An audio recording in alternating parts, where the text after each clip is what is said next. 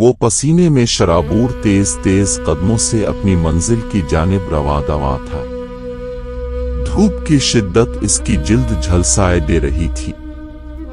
نمی کا یہ عالم تھا کہ اس کے جوتے تک تر ہو چکے تھے۔ مسجد کچھ ہی دور تھی، لیکن یہ چند ساعتوں کا فاصلہ صدیوں پر محیط لگ رہا تھا۔ وہ چلتا جا رہا تھا اور گرمی کو برا بھلا کہہ رہا تھا۔ اس دوران اس نے بے شمار مغلظات سورج کی شان میں بکیں۔ ان سب اقدامات کے باوجود حالات جوں کے توں تھے۔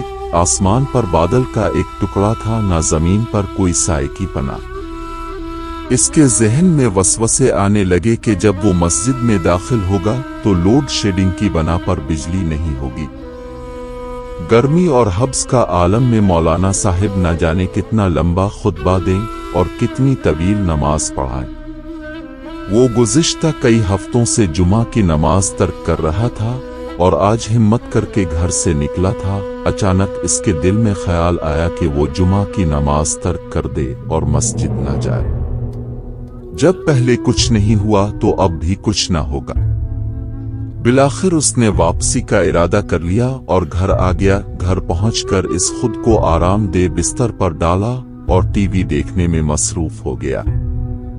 اگلے دن جب سو کر اٹھا تو دفتر جانا تھا۔ گرمی کی شدت میں کل نسبت اضافہ زیادہ تھا۔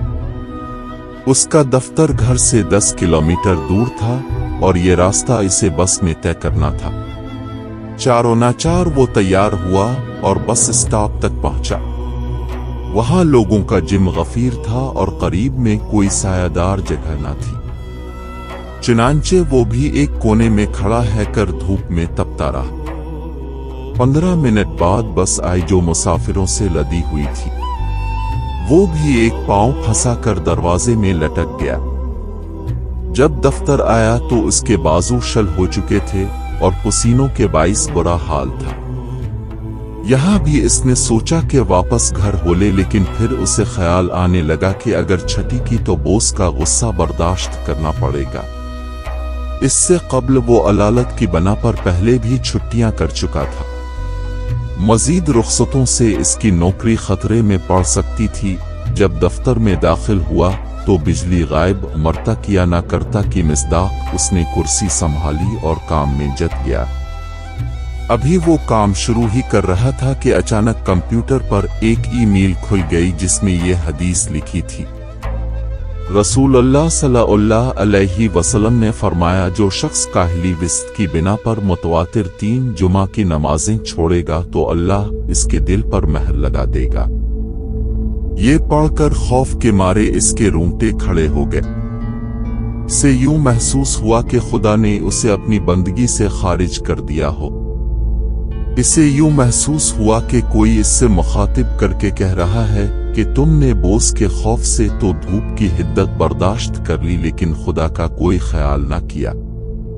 وہ باس تو صرف چند ٹکے دیتا اور کام گدھوں کی طرح لیتا ہے، اس کا تو خوف ہے، لیکن وہ خدا جس نے تمہیں بچپن سے جوانی تک صرف دیا ہی ہے اور کچھ نہیں لیا، اس رحمان سے کوئی شرم و حیا نہیں۔